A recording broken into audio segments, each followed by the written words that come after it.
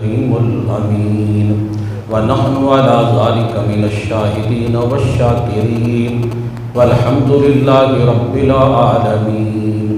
وقال الله تبارك وتعالى في شان حبيبه مخبرا وآمرا إن الله وملائكته يصلون على النبي يا أيها الذين آمنوا صلوا عليه وسلموا تسليما. صلى الله عليك يا رسول الله وعلى آلك وصحابك يا حبيب الله. صلى الله عليه وسلم يا رسول الله وعلى آلك وصحابك يا خاتم النبيين. اللہ جل شانہ و امن والہ و اعظم شانہ کی حمد و ثنا کے بعد درود لا محدود حضور سرور کائنات فخر موجودات نور مجسم شفیع معاشر امام الانبیاء سید الانبیاء قائد الانبیاء سید الاولین والآخرین حضور پر نور شافع یوم نشور احمد مجتبیٰ حضرت محمد مصطفیٰ صلی اللہ علیہ وسلم کی بارگاہ میں ہدیہ درود و سلام پیش کرنے کے بعد میرے نہایت ہی واجب الاحترام قابل عزت و صد احترام معزز محترم سامع حضرات، میرے محترم بزرگوں، بھائیوں، عزیزوں، اللہ رب العزت کا لا تعداد شکر ہے، اس کی بے پایہ رحمت اور اس کا فضل و کرم کہ جس نے ہمیں اپنے پیارے محبوب صلی اللہ علیہ وسلم کی امت میں پیدا فرمایا. گزشتہ جمعہ المبارک میں ہم گفتگو کر رہے تھے منبع فیوض و برکات مرکز انوار و تجلیات حضرت علی بن عثمان الحجویری المعروف حضرت داتا گنج بخش رحمۃ اللہ تعالی علیہ آپ کی تعلیمات کے حوالے سے اس بر صغیر کے اندر اسلام کا افاقی پیغام اور اسلام کو اصلی روح کے ساتھ جن ہستیوں نے ہم تک یہ پیغام پہنچایا وہ اولیاء کرام ہیں.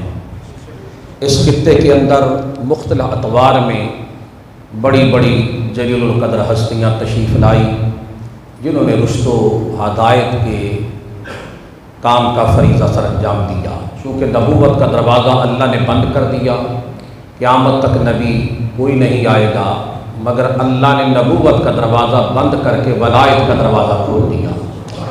فرمایا نبی قیامت تو کوئی نہیں آ سکتا، اولیاء اللہ قیامت تک آتے رہیں گے. تو اس خطے کے اندر سب سے پہلے جو ہستی تشریف لائی وہ حضرت داتا گنج بخش علی حجویری رحمۃ اللہ علیہ کی ذات ہے کہ جنہوں نے آ کر یہاں اسلام کی تبلیغ کی.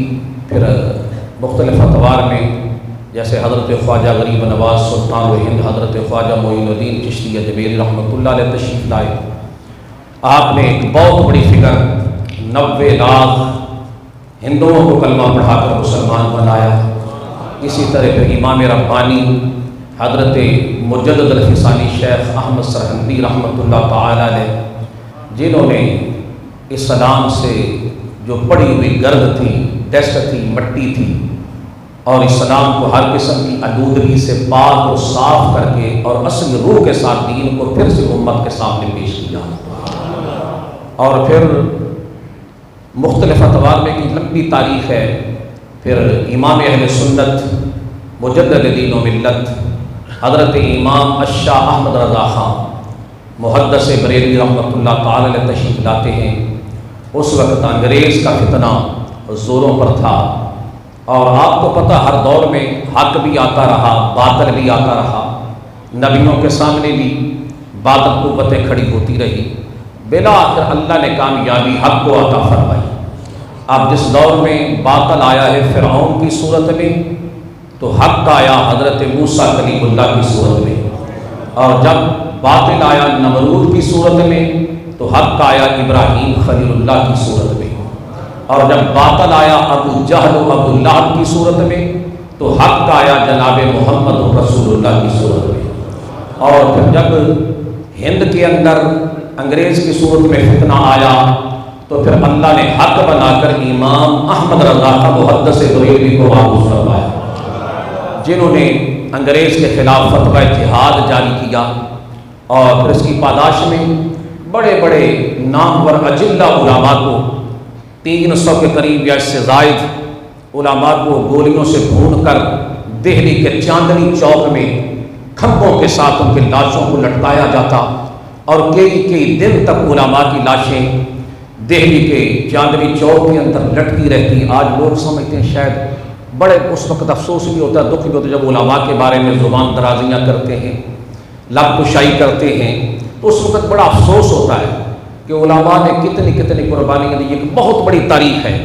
علامہ فضل حق خیر آبادی رحمۃ اللہ علیہ، جن کو انگریز نے کالے پانیوں کی سزا دی، اور اتنی بڑی سزا دی کہ ان کے سر پر مٹی کے ٹوکرے رکھے جاتے، اور ان کو جناب والا جسم کو اتنا زخمی کر کے اوپر مرچیں اور نمک ڈالا جاتا۔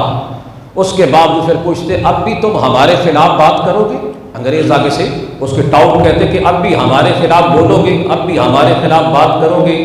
تو علامہ فضل خیر آبادی رحمۃ اللہ علیہ فرماتے کہ جب تک کہ جسم کے اندر جان ہے، آخری سانس چل رہی ہے، اس وقت تک بھی تمہارے خلاف آواز بلند کرتا ہے۔ یہ تھے علماء حق۔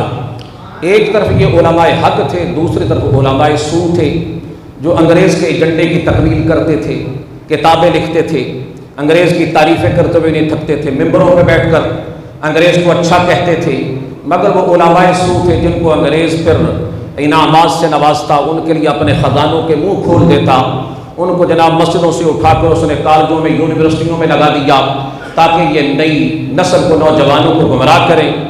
اور تو اس طرح یہ ایک مافیا تھا ہر دور کے اندر، مگر امام محمد رضا خان محدث بریلوی رحمۃ اللہ تعالی علیہ نے ان تمام سازشوں کا مقابلہ ہی نہیں کیا بلکہ ان کو بے نقاب کر کے رکھ دیا۔ اور امام محمد رضا ایک جامع کامل و اکمل شخصیت کا نام ہے۔ 1000 کتابیں آپ نے لکھی، کتنی؟ 1000 تصنیف، اور 50 علوم پر آپ کو دسترس حاصل تھی۔ ان علوم کے تو آپ نے نام بھی نہیں سنے ہوں گے، یعنی 50 علوم، اور 14 سال کی عمر میں آپ مسند افتاء پر برجمان ہوئے، اور پہلا فتویٰ جس دن آپ نے جاری فرمایا اس دن آپ کی عمر تھی 14 سال، یعنی 14 سال کی عمر میں یوں سمجھو ادھر پہلا فتویٰ دیا اور اس کے ساتھ ہی آپ بالغ ہوئے۔ تو یہ آپ کا ایک علمی مقام تو بہت زیادہ ہے، علم و تحقیق کی دنیا میں تو آپ کا ثانی کوئی نہیں، آپ کے دور میں آپ کے مقابلے کا کوئی عالم موجود نہیں تھا، شاید ہی کوئی قیامت تک صدیوں تک کوئی پیدا ہو۔ بہرحال فی زمانہ تو ایسی علمی شخصیت ہماری نظروں سے نہیں گزری کہ جس کو اللہ تعالیٰ نے اتنے علوم پر دسترس عطا فرمائی۔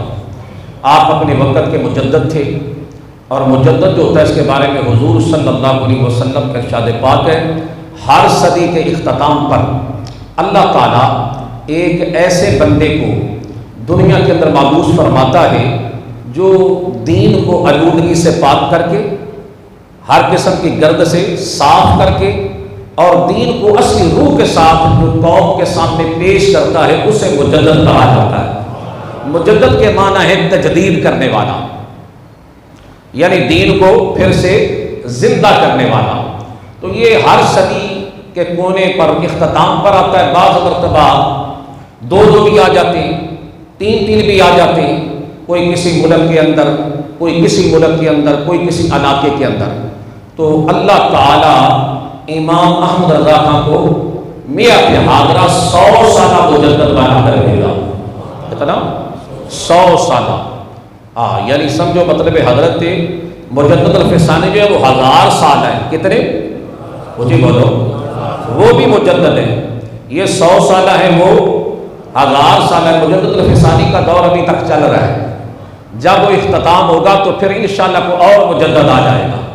تو حضرت مجدد الفسانی شیخ احمد سرہندی رحمۃ اللہ تعالی علیہ، آپ نے تو اکبر کے خلاف جد و جہد کی، اس وقت بھی اسلام پر حملہ ہوا، قرآن پر حملہ ہوا، دین پر حملہ ہوا، تو مجدد الفسانی میدان عمل میں تشریف لائے۔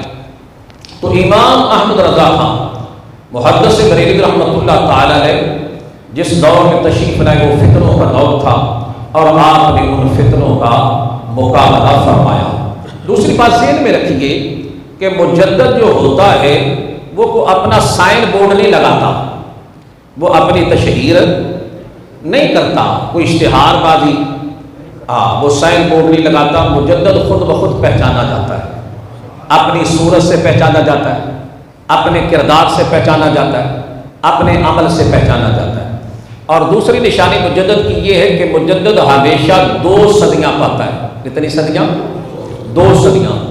ایک صدی میں اس کی ولادت ہوتی ہے، اس میں وہ دین پر دسترس حاصل کرتا ہے، تحقیق کرتا ہے، اور جب دوسری صدی میں داخل ہوتا ہے تو اس کا شہرہ اللہ تعالیٰ پوری دنیا میں فرما دیتا ہے۔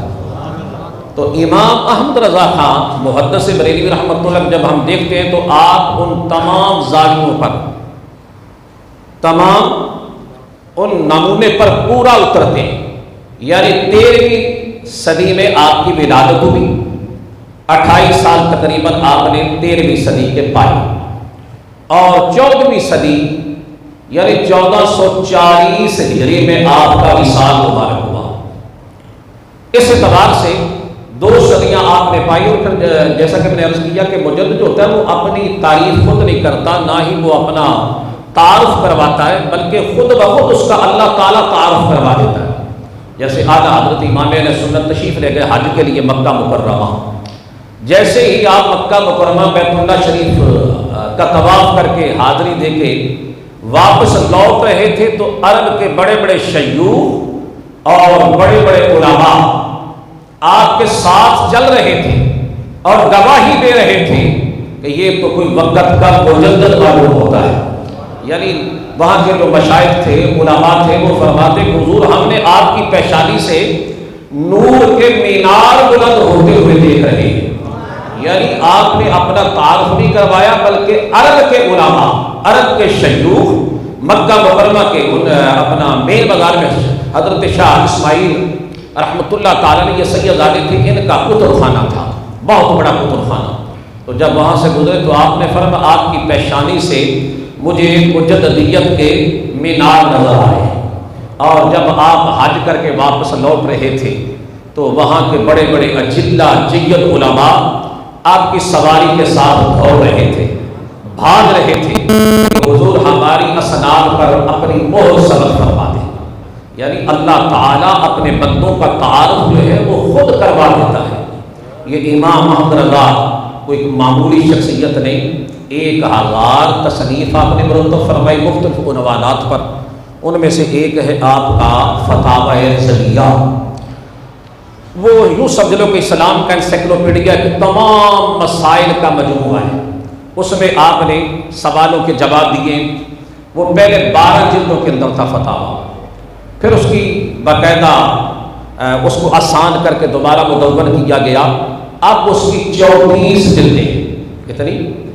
یہ ایک آپ کی کتاب ہے، اس کے علاوہ دیگر علوم پر جو آپ کی کتابیں، اور الحمدللہ اللہ تعالیٰ نے آپ کو خاص ملکہ عطا فرمایا، اور پھر آل رسول کا ادب، اہل بیت اطہار سے ان کی محبت، حضور کے صحابہ سے محبت، اور حضور غوث اعظم سیدنا عبد القادر جیلانی محبوب سبحانی رحمۃ اللہ تعالیٰ کے ساتھ جو اعلیٰ حضرت امام اہل سنت کی عقیدت اور محبت ہے وہ آپ کے کلام سے عیاں ہیں۔ اکثر آپ کا کلام سنتے رہتے ہیں جس میں آل رسول کے ساتھ اپنی محبت کا اظہار کرتے ہیں، حضور غوث اعظم کے ساتھ اپنی محبت کا اظہار کرتے ہیں۔ عشق رسول تو سبحان اللہ، عشق رسول میں تو وہ فنا تھے نا، مستغرق تھے حضور کی محبت میں۔ آپ کا دیوان ناتیہ جو ہے وہ آپ پڑھیں سنیں تو یقین جانیے عام بندہ تو آپ کے اشعار کو سمجھ ہی نہیں سکتا۔ ایک ایک شعر پر آپ نے احادیث اور قرآن کی آیات کی انبار لگا دی ہے، اور یہ آپ کا علم مرتبہ اور عشق رسول آپ کا ایسا کہ حضور صلی اللہ علیہ وسلم کی محبت میں ہمہ وقت آپ مصروف عمل رہتے۔ اعلیٰ حضرت شیر ربانی میاں شیر محمد شرف و شریف والی سرکار ان کی نگاہ اگر کسی بے نمازی پہ پڑ جاتی وہ نمازی بن جاتا، اگر داڑھی موٹے پہ پڑ جاتی تو اس کے چہرے پہ سنت مصطفیٰ آ جاتی، اگر کسی گناہ گار کو تک لیتے تو جناب والا وہ ہمیشہ ہمیشہ کے لیے گناہوں سے طائب ہو جاتا۔ آپ ایک مرتبہ بریلی شریف تشریف لے گئے، بلکہ ایک دن آپ نے خواب دیکھا، خواب کے اندر حضور غوث اعظم سیدنا عبد القادر جیلانی، محبوب سبحانی، قندیل نورانی، شہباز لامکانی، حضور غوث پاک رحمۃ اللہ علیہ کی زیارت نصیب ہوئی۔ آپ فرماتے میں نے عرض کی حضور غوث اعظم کی خدمت میں کہ حضور اس وقت آپ کا نائب کون ہے، اس وقت آپ کا نائب کون ہے؟ تو آپ نے فرمایا، حضور غوث اعظم نے فرمایا اس وقت میرے نائب کو ملنا ہے تو وہ بریلی کا تاجدار احمد رضا ہے۔ فرمایا وہ میرا نائب ہے۔ تو اعلیٰ حضرت شرف پوری فرماتے ہیں میاں شیر محمد المعروف شیر ربانی رحمۃ اللہ تعالیٰ علیہ کہ مجھے اشتیاق پیدا ہوا کہ میں آپ کی زیارت کے لیے جاؤں۔ تو آپ اس وقت شرف پور شریف سے نکلے اور ہندوستان ابھی پاکستان تو بنا نہیں تھا، بریلی شریف حاضر ہوئے، تشریف لے گئے۔ تو اس وقت آپ اعلیٰ حضرت امام علیہ سنت جو تھے حدیث شریف پڑھا رہے تھے، اور جب آپ حدیث شریف پڑھاتے تو کسی سے ملاقات نہیں کرتے تھے، چاہے کوئی بڑے سے بڑا بھی آ جاتا، بڑے سے بڑا بھی آ جاتا، آپ حدیث کے دوران کسی سے ملاقات یا گفتگو نہیں کرتے تھے۔ تو اعلیٰ حضرت کچھ دیر وہاں رکے، شیر ربانی رحمۃ اللہ تعالیٰ علیہ رکے کیونکہ آپ مصروف تھے، تو وہ ملاقات تو شرف کچھ دیر بیٹھ کر حدیث شریف سنتے رہے، سبحان اللہ۔ اور جب آپ میاں صاحب رحمۃ اللہ علیہ وہاں سے چلنے لگے تو کسی نے آپ سے پوچھا کہ حضور ملاقات ہوئی؟ فرمایا بس میں نے ایسا دیکھا ہے کہ بول تو بظاہر احمد رضا رہا تھا مگر پیچھے کوئی اور بول رہا تھا، پیچھے کوئی۔ تو جب آپ فارغ ہوئے تو اس وقت ابھی آپ بریلی کے اسٹیشن تک آئے تھے، تو اعلیٰ حضرت کو جب خبر ہوئی تو آپ کے پیچھے تشریف لائے، ملنے کے لیے تشریف لائے۔ اور پھر آپ جب بریلی شریف سے واپس آئے تو پھر آپ نے آ کر یہاں اپنے خلفاء کو بلایا۔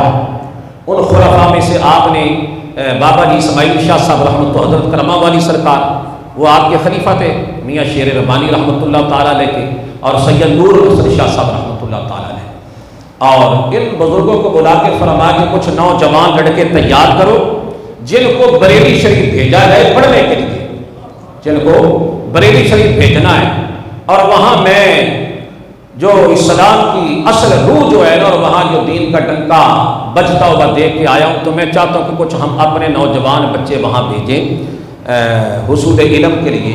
تو پھر ان احباب نے تو تقریباً 8-10 اپنے مریدوں میں سے اسٹوڈنٹ دیے جن کو بریلی شریف بھیجا گیا۔ ان میں ایک جلال الدین شاہ صاحب کی شریف والے، یعنی حافظ الحدیث آنکھوں سے نبینے تھے۔ اسی طرح اور علماء جن کو وہاں بھیجا گیا انہوں نے بریلی شریف سے فیض حاصل کیا۔ تو میں عرض کر رہا تھا کہ عشق رسول ان کا دیدنی تھا، ہر وقت حضور کی محبت میں فنا رہتے، مستغرق رہتے، بلکہ جب آپ کا آخری وقت آیا تو آپ نے اپنے مریدین کو، محبین کو جمع کیا، جمع کر فرمایا کہ جب میرا وصال ہو جائے تو میری قبر کو اتنا گہرا کھودنا کہ جس میں میں کھڑا ہو سکوں۔ مریدوں نے عرض کی حضور قبر تو اتنی بنائی جاتی ہے کہ یہاں بیٹھ کر بندہ حساب دے سکے۔ فرمایا نہیں، احمد رضا نے پڑھ رکھا ہے کہ قبر میں حضور کی آمد ہوگی۔ تو فرمایا حضور تشریف لائیں اور میں بیٹھا رہوں، یہ نہیں ہو سکتا، یہ نہیں ہو سکتا۔ میں یہ چاہتا ہوں جب میرے آقا آئیں تو میں کھڑے ہو کر آپ پر درود و سلام پڑھوں۔ یہ ان کا عشق رسول تھا، یہ ان کی محبت مصطفیٰ تھی۔ مدینہ شریف حاضری کے لیے حاضر ہوئے، 2 دن گزر گئے، 3 دن گزر گئے کہ یا رسول اللہ صلی اللہ علیہ وسلم اپنے دیدار کا شرف عطا فرماؤ، کرم نوازی فرماؤ۔ جب کوئی چیز نہیں ملتی تو ظاہر جستجو تڑپ جو ہے وہ بڑھتی چلی جاتی ہے۔ جب کرم نہ ہوا کھڑے کھڑے فرمایا وہ سوئے لالا زار پھرتے ہیں، تیرے دن اے بہار پھرتے ہیں، جو تیرے در سے یار پھرتے ہیں، در بدر یوں ہی خار پھرتے ہیں، در بدر یوں ہی خار پھرتے ہیں۔ ہائے غافل کو کیا جگہ ہے یہاں، 5 جاتے ہیں 4 پھرتے ہیں، 5 جاتے ہیں 4 پھرتے ہیں۔ میں اس گلی کا گدا ہوں جس میں مانگتے تاجدار پھرتے ہیں، फरमाया कोई क्यों पूछे तेरी बात रजा, कोई क्यों पूछे तेरी बात रजा, तुझसे कुत्ते हजार फिरते हैं, तुझसे कुत्ते, अपने आप को देखो, तुझसे दर, तुझसे दर, दर से है सग, सग से है मुझको निस्बत, मेरी गर्दन में भी है दूर का डोरा तेरा, मेरी गर्दन में भी है दूर का डोरा तेरा। फिर कर्म हो गया, फिर दरवाजा खुल गया, दीदार मुस्तफ़ा नसीब हुआ, फिर हाजिर हुए, चमक तुझसे पाते हैं सब पाने वाले, मेरा दिल भी चमका दे चमकाने वाले, तू जिंदा है वल्लाह, तू जिंदा है वल्लाह, मेरी चश्मे आलम से छुप जाने वाले, चमक तुझसे पाते हैं सब पाने वाले, मेरा दिल भी चमका दे चमकाने वाले, रहेगा यूं ही उनका चर्चा रहेगा, रहेगा यूं ही उनका चर्चा रहेगा, पड़े खाक हो जाए जल जाने वाले, उन्हें जाना उन्हें माना, उन्हें जाना। हाँ, बाबा जी यही उनकी गुफ्तगू का काम था और इख्तिताम इसी शेर पे होता था। बाबा जी खादम सर रिजवी साहब रहमतुल्लाह, उन्हें जाना उन्हें माना, बस उन्हें जाना उन्हें माना, ना रखा गैर से काम, लिल्लाहिल हम्द मैं दुनिया से मुसलमान गया। लोगों जियो भी मुस्तफ़ा के लिए, मरो भी मुस्तफ़ा के लिए। आला हज़रत ने सारी ज़िंदगी यही पैगाम दिया, लोगों हुजूर के साथ इश्क करो, हुजूर से मोहब्बत करो, हुजूर से प्यार करो, जितना हुजूर के करीब हो जाओगे, उनके कदमों के करीब आ जाओगे, उतनी ही कामयाबियाँ अल्लाह तुम्हें अता फरमाएगा। व आखिर